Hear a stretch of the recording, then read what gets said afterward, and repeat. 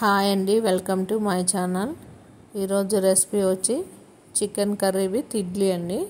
Chicken కర్రీకి కావాల్సిన ingredients ఏంటో చూసేద్దాం రండి. ఫస్ట్ పేస్ట్కి కావాల్సింది వచ్చి అల్లం, వెల్లుల్లి, కొత్తిమీర, ఎర్రగడ్డ, టమోటా, ఎండు కొబ్బరి, లవంగం, చెక్క వేసి మిక్సీ పట్టుకోవాలండి పేస్ట్కి.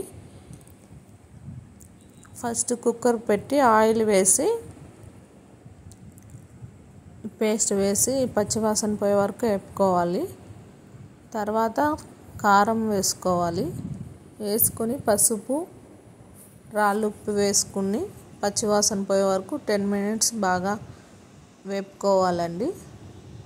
సిమ్లో పెట్టుకొని వేపుకోవాలి. మీలో ఎంతమందికి ఈ కాంబినేషన్ తెలుసండి? తెలిసిన వాళ్ళు కామెంట్ చేయండి.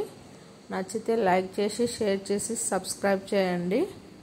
పక్కనున్న బెల్ ఐకాన్ని క్లిక్ చేస్తే నా నోటిఫికేషన్ మీ వరకు వస్తాయి. కడిగి పెట్టుకున్న చికెన్ వేసుకోవాలండి. వేసుకొని పచ్చివాసన పోయే వరకు వేపుకున్న తర్వాత కొంచెం వాటర్ వేసుకోవాలి. వాటర్ వచ్చి మీకు గ్రేవీకి ఎంత కావాలో అంత వేసుకోండి. మాకైతే ఇడ్లీలోకి కావాలని కొంచెం ఎక్కువగానే వేసుకున్నాము. అన్నంలోకి అయితే తక్కువ అవుతుంది, ఇడ్లీలోకి అయితే కొంచెం గ్రేవీ అయితే ఎక్కువ ఉండాలండి. కొంచెంసేపు ఉడికించి తర్వాత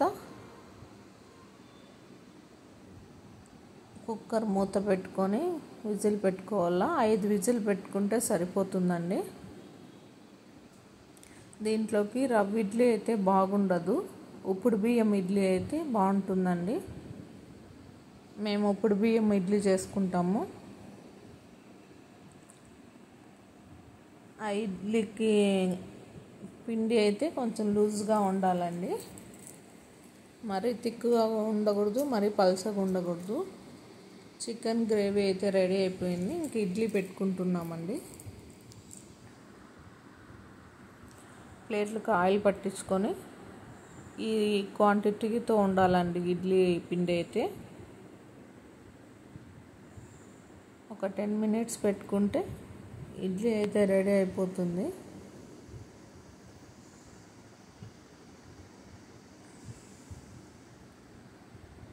ఒక్కసారి టేస్ట్ చేసి చూసారంటే మళ్ళీ మళ్ళీ చేసుకోవాలనిపించేలాగా ఉంటాయండి ఇడ్లీ విత్ చికెన్ కర్రీ.